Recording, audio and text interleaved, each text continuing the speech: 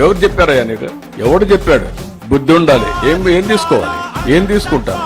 12,000 కోట్లు ఇస్తే ఏం తీసుకుంటారు? నీకు వచ్చి మీ ఇంటికి వచ్చి చెప్పాలా నేను ప్రైవేటైజ్ చేయనని? తమాషాగా ఉంది మీకు. నేను కూడా చూస్తున్నాను కొంతమందిని కావాలని ఏదో కలపెడతానే ఉండాలని కలపెడతా ఉంటారు. వాళ్ళకి ఏం పని లేదు. మొన్న ఇదే మరి నాకు అక్కడ ఒకటి జరిగింది.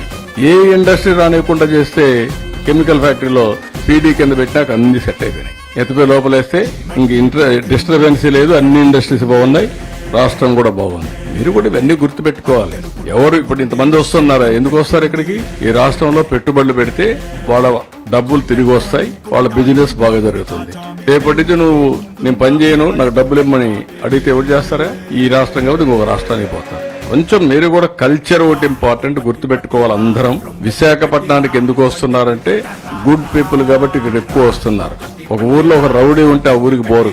మనం కూడా గుర్తుపెట్టుకోవాలి. నేను అందుకే ఇంక మోటివేషన్ కూడా గట్టిగా చేయాల్సి వస్తుంది. ఐ హావ్ సీన్ 45 ఏళ్లు రాజకీయం చూశాను. నేను కరెంటు లేని పరిస్థితిలో నుంచి ఇంటి పైన కరెంటు తయారు చేసే పరిస్థితికి వచ్చే రోజు చూస్తాను. మనం కూడా ఇవన్నీ ఉపయోగించుకోకుండా అడగమన్నారు కాబట్టి అడ్డుదండగా అడుగుతానే ఉంటాం. అది ఇది అనేది వదిలేయాలి. మీరు కూడా ప్రాక్టికల్ గా అడగాలి. అందరం కూడా జాగ్రత్తగా మనం ఇంత సక్సెస్ అయిన తర్వాత